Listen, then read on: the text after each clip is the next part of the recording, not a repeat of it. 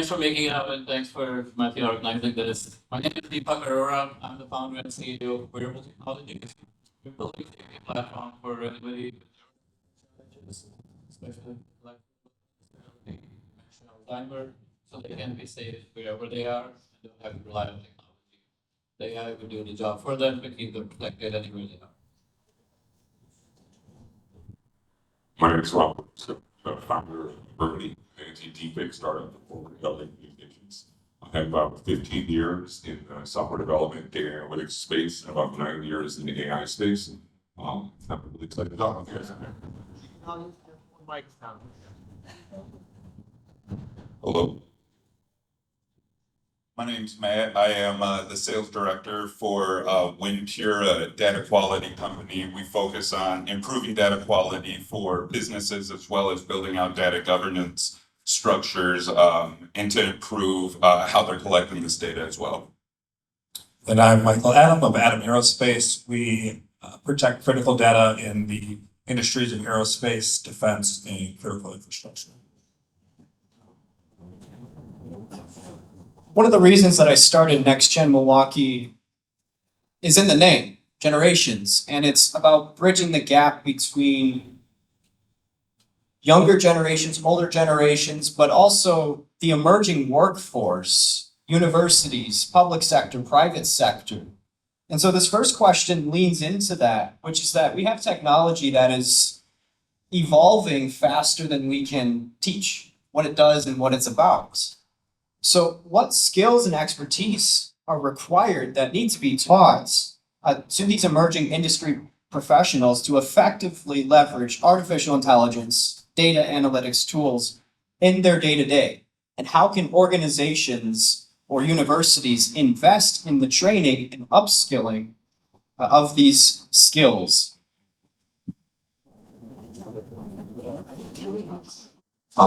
So AI is definitely going to be having a significant impact on the employment, jobs, technology space that we're using today.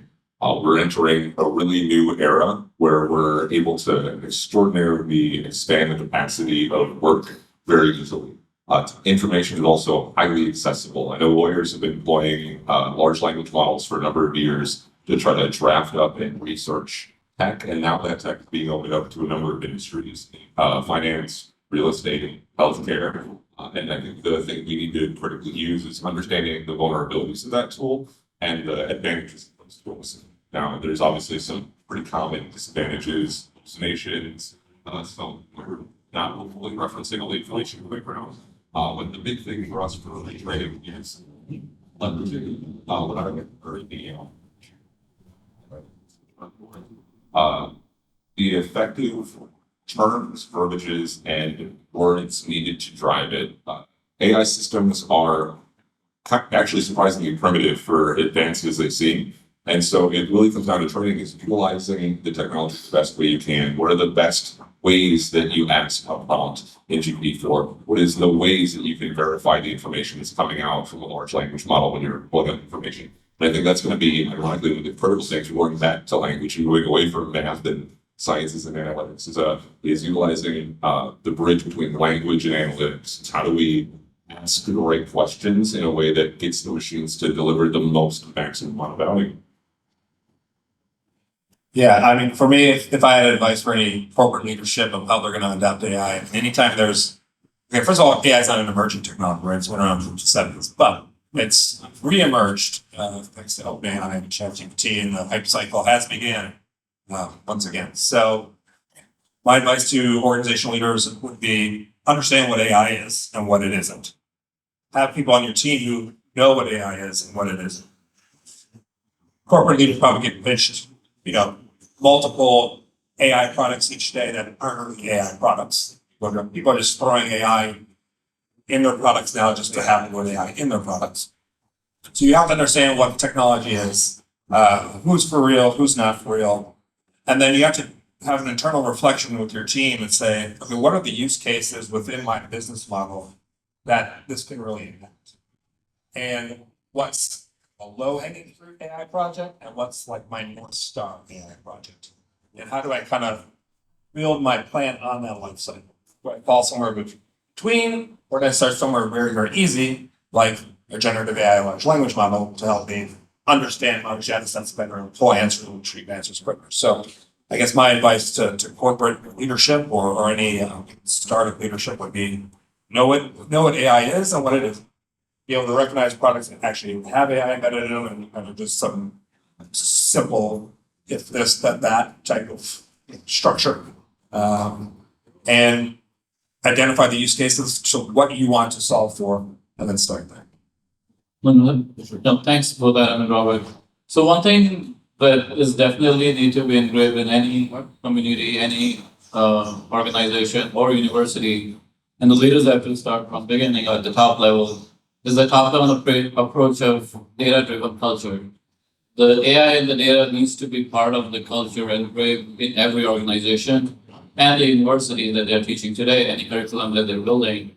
There is still a gap between the universities coming out from Milwaukee versus the startups versus the organizations building AI. And that gap is mainly because of the leadership not looking at the data-driven culture as a holistic view. Once that starts happening, we'll see more and more training program, more regiments opening up where these startups, corporates, and the universities can all three together combine into a common platform where the data is constantly evolving. That's what's going to feed into the next stage of AI's generative AI, whether it is predictive analytics, what have you. But until that culture is not embedded into the daily lives, it's going to be very much difficult to have that uniformity across the board. Yeah, I'm gonna have to agree. I mean, AI is gonna come down to the information that's provided to it. And so as a business, as anybody, as an entrepreneur, your AI is gonna be as beneficial as the data provided for it. And so when you're building out your collection of information that you want to apply to any type of information, you need to look at, like you noted, the question. What questions are you trying to answer as a company, and what kind of questions are you trying to solve? And by getting that, you can then start to dive further into what information do you need to collect to get to an answer. And then once you have that structure down, you can start to feed more information in. But without that underlying structure, you're going to end up having false or incorrect or outdated information that's spit out. That's a great segue into the next question, which is that the information going into these models that we are developing, but also the way that the models are architectured can be heavily influenced. And so as these AI systems have more influence on our lives, how do we ensure that it's fair, it's biased, that the information going in is correct, and that the answers coming out are also correct or unbiased or proper, for say it's a political climate. I mean, we've seen that with language models that can be influenced and give different answers depending on who's programming, whether it's Gronk by X or if it's a GBT by OpenAI. How do we ensure quality of data information or going in? Sorry, quality of data and information going in, and the answers coming out. I can start this one. So, I think this goes back to, again, the data governance with the data that you're getting. You need to ensure that as a company, you're pulling in your key team members and ensuring that everybody has that question. What is the question you're trying to solve? What is the information you're trying to spit out the answers you're looking for? And so you need to ensure that you're having your data stewards focus in. Every department is going to be looking at a different set of data. So it's standardize it to ensure that the marketing department with this information stored is not conflicting with the sales department or the HR department. And so you need to ensure that that data is equal and unbiased across the business as a whole. Yeah, our world's a bit different. I mean, our number one customers are the United States Air Force, the United States Space Force, the Army, the Department of Defense. So, like for us, the world of like OpenAI and ChatGPT, that's not even realistic for like our customers, because I'm not going to put how to fix this F-35 aircraft maintenance data on the same platform of how do I shampoo my dog and how do I don't know, write this essay. It's just not, the data sets are just too dirty, too mixed up. I don't care about any of that stuff. So, with that being said, a lot of people use OpenAI's ChatGPT and it influences a lot of people, and you know, there needs to be data governance there because there's a lot of fake news, there's a lot of fake data, and that's all being, you know, all being pushed through the system. So what we do is with our core AI product is called Trident AI. So like, for example, with our Air Force customers, like we just have to build custom data libraries for them. That's it. I mean, we have to segment everything off, we have to make sure it's secure, and we're going from data that we know is absolutely accurate. Where it gets a little complicated then is when you start bringing in like connected device data, so sensor data or anything that's connected on an aircraft. You have to go through a data verification process or step, so you know that that data hasn't been manipulated in transfer. So we handle that process as well. But I mean, that's a whole other can of worms because our United States adversaries have the technology to intercept sensor data and connected device data. So in my world, it's if you can build your own large language, let's say large language models, if you can build your own environment with your own data libraries, then that's 100% the best way to use it. But not everything requires it. I'm actually going to take a small step back with it because one of the two main principles when it comes to AI and machine learning is the training, whereas there's two pretty much distinct families. There's supervised learning and unsupervised learning. Now, supervised learning is the one that's highly present to bias. Supervised learning is when you're providing the data set. Here's the information, here's the result, and I'm training you to operate in an effective manner. So like, this is how that will work. Unsupervised learning is, in the advantage of not being biased, it's intentionally not biased. It is purely exploring raw data and generating a result or answer set based without any, complication or patient bias. So it's unsupervised learning models, kind of the best, I would say, in terms of avoiding any form of bias or predatory nature, traditional nature to it. But supervised learning is a lot of what we operate on large language models. Are pretty supervised, I guess we would say. Because one of the things we give back and one of the things we appreciate is when all the use AI is are human-based reinforcement learning models. And so I'm spitting out an output, you're giving me a thumbs up or a thumbs down.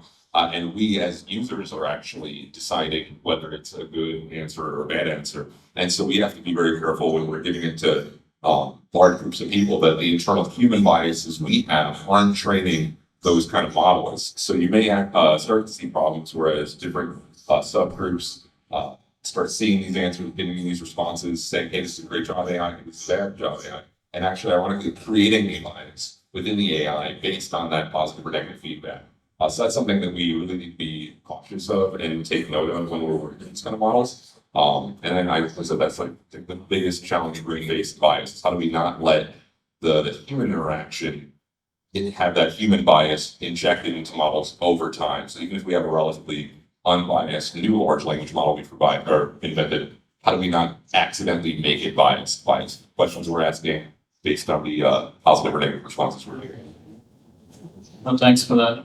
So I'll piggyback on what Robert was saying. So within our technology that we are building, it's a safety platform. So we have to make sure there's no biases going into the models that we're building. And obviously that's going to hinder the ability that comes out. So I'll go a little bit more technical on the side of how we are doing it and how we can leverage in other models that we're building. So there's two things that happens under the hood is where you have weights and biases. I know its term is biases within the language models. We are pre-screening those first off, so pre-processing them with our own tools, making sure any biases are dropped down, and we have a fair score that we start training our neural networks with. When those two happen, we still have a third layer on top, which is a tool that we're using called Fairness 360, which actually does another layer of masking, making sure any biases that are in the data is stripped out before we train the models further. So that's helping us mitigate those issues right now, at least. Better late than never. I think we should define the terms that we're using. You know, we've talked about language models and GPTs, but these are like highly technical terms. If each of you would like to define AI at what it means to you as it applies to you, machine learning, GPT, what are these things that we're even talking about? Just to preface the conversation. For us, it's using computational power to greatly expedite things that you're looking for, answers that you're looking for, and not have wasting a human's resource on some mundane task and spreadsheets and pulling out information and diving into database. So it's just streamlining a mundane job or workflow that you're trying to pull it faster and more accurate. I think some of the more stuff we're working on is AI is basically powered up machine learning. Like Michael said, like AI is actually really old. We started the first design of neural networks back in the 60s. And the problem is with just computational power. Computers were literally just not powerful enough to run those kinds of technologies. So we got settled with basic analytics and advanced analytics, which was and machine learning.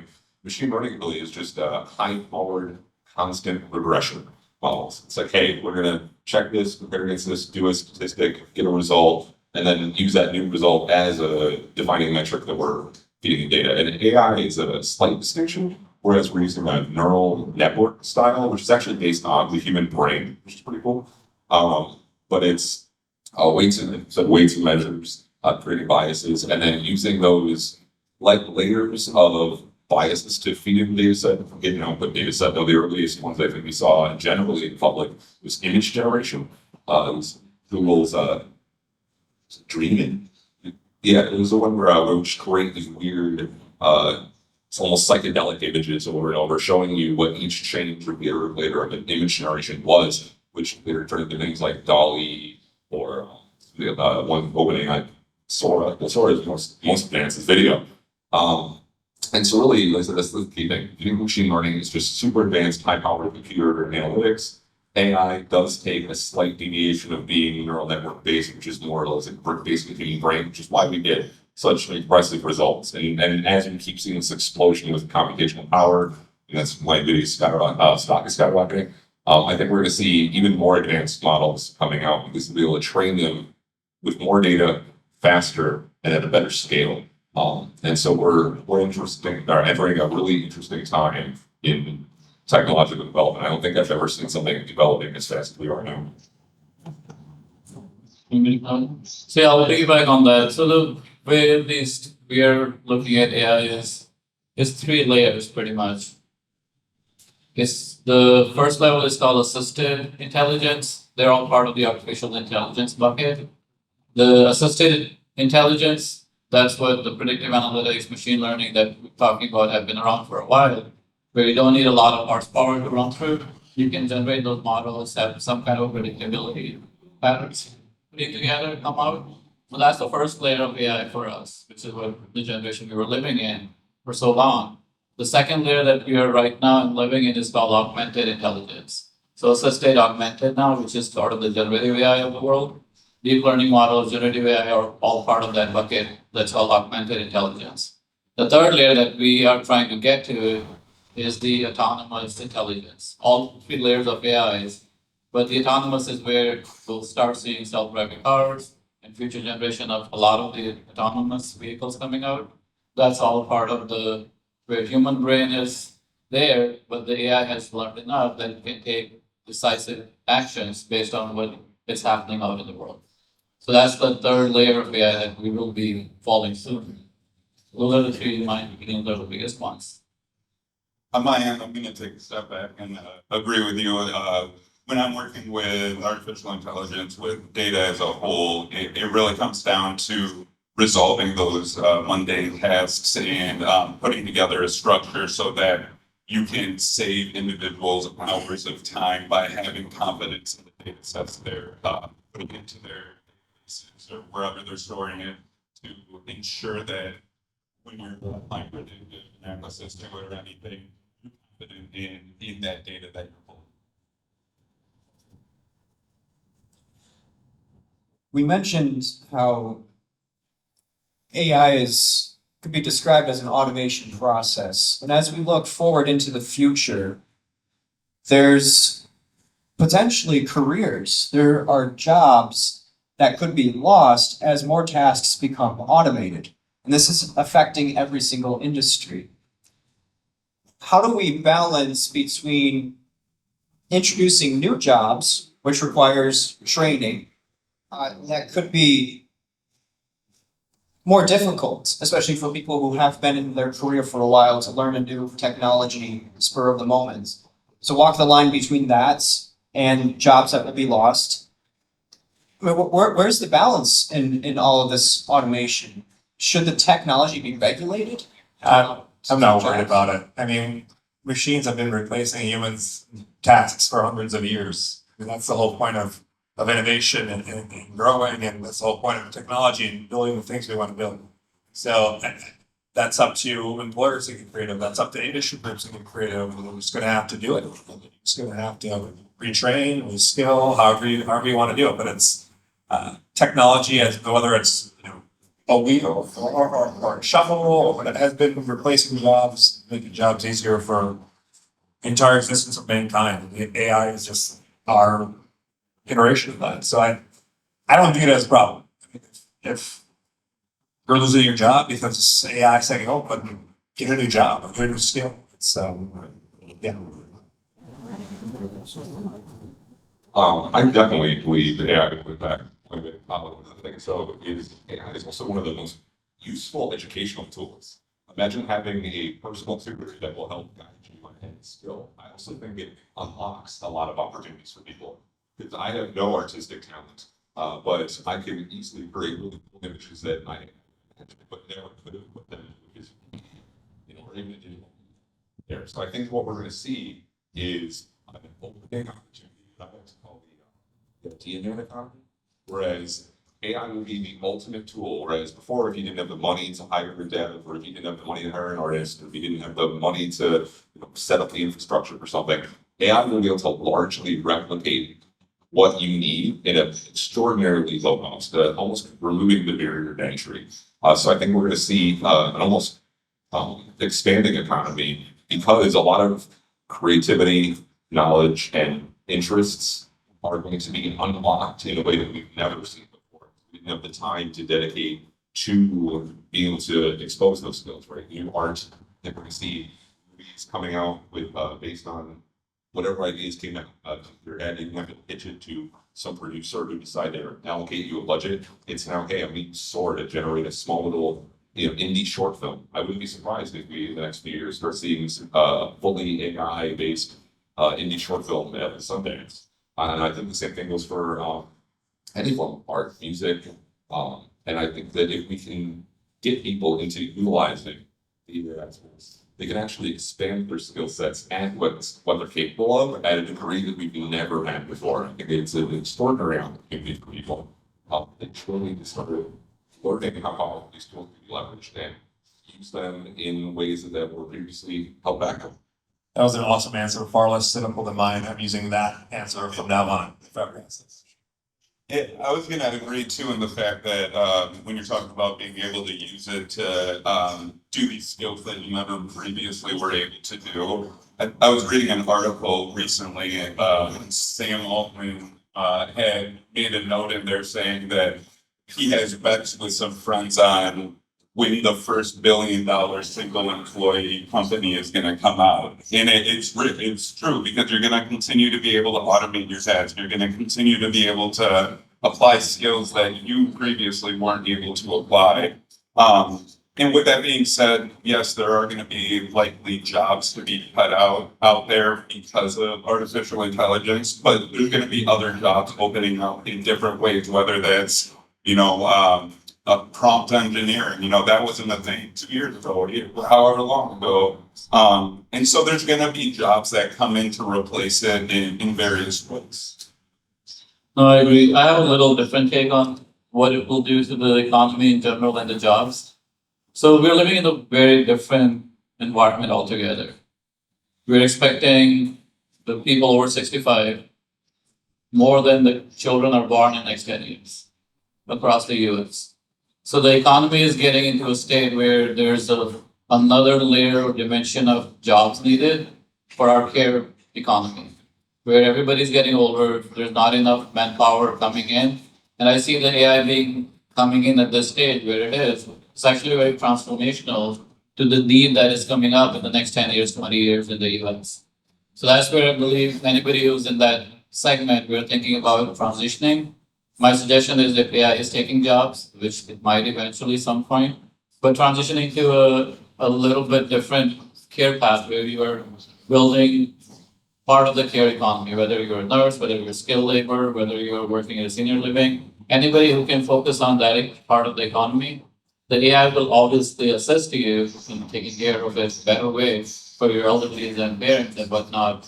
But at the end of the day, it's going to benefit anybody who wants to spend more time with their family, especially in that elderly population segment. I see a huge push coming with AI that time. Well, thank you all for phenomenal answers. You're all very well rehearsed, and I think breaking down a technical topic like this, even defining the terms and helping people understand that is quintessential. And then also helping them realize how this is going to impact their lives, their jobs. But I think we all agree that there's more opportunities here than threats in artificial intelligence. And some jobs might be influenced, but probably for a net positive, we would say. It's more like a tool that can be leveraged. So without further ado, a round of applause for our AI panel.